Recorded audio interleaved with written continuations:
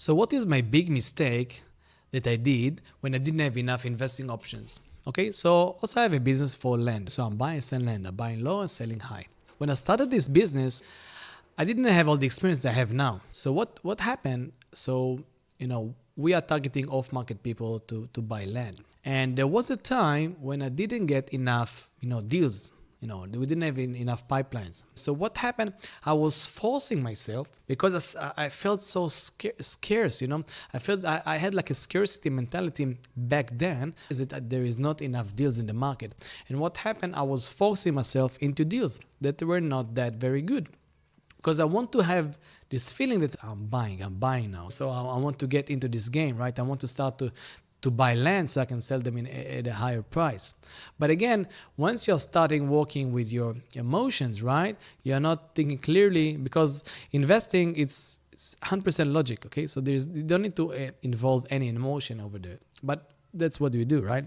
So what's happened then, so I took some deals and I made some, I said, that should be. No, the market is here. No, price is not that high. My price is fine. And I just, I painted this land as something that looks, this specific property as something that's very, value a lot more than what I was paying for. And I think I broke even on this one. And it's happened to me so many times in the past. So, but sometimes it takes time to learn the same lessons. So again, like anything, when people in the Stone Age, right?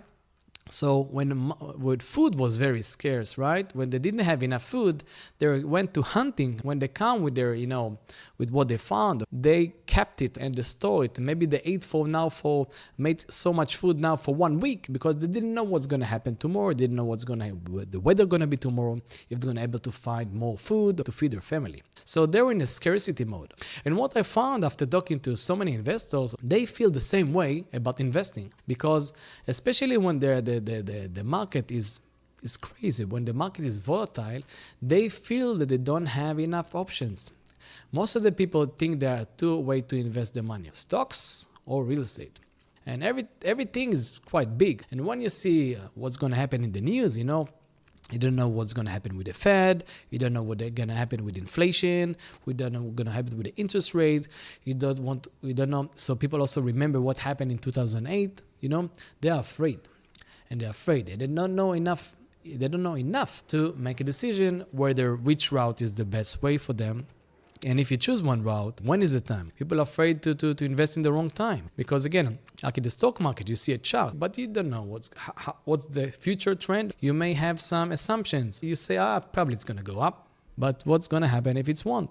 It won't going to go up. It's going to go down. So if the price is going to go down by 10%, are you going to exit or are you going to stay? 15%, 20%. So planning is something different. But what I'm saying is very important that you're going to have a variety of options. And when you are ready to make an investment decision, so when you're saying I have $50,000 and $100,000 that I want to put to work now, you need to have these possibilities, because some markets, they have cycles, right? So not all the time you can enter those markets. If you believe, like in stocks, maybe now it's not the right time to buy stocks. So what do? Are you going to wait? Because you just like stocks, you're going to wait. Or you find something alternative that's in the right cycle, you're going to go in. I personally don't like the idea of cycles because it's very hard to time the cycles. That's why after so many years, I found something that's called lending. In lending, there are no cycles. In lending, when you have the money, you just need to find a deal and you're fixing your returns in advance. That's good. Doesn't matter if the market is going up or down. Doesn't matter what you find on the news. Okay? So the thing is, you need to find something first. You're going to suit suit what you're looking for, what kind of returns you're looking for. But also the next thing, you need to suit your risk profile. You don't want to go to not be comfortable with your investment. You don't want to check the news all the time to see how does your investment perform, because it's going to drive you crazy. Some days going to be happy, or some days you're not going to be that happy. So if you want to learn how to be a private lender, so if you want to keep being happy all the time with the same investment, and you need to focus on your life, not on investment all the time, check out the link below, passive retirement account.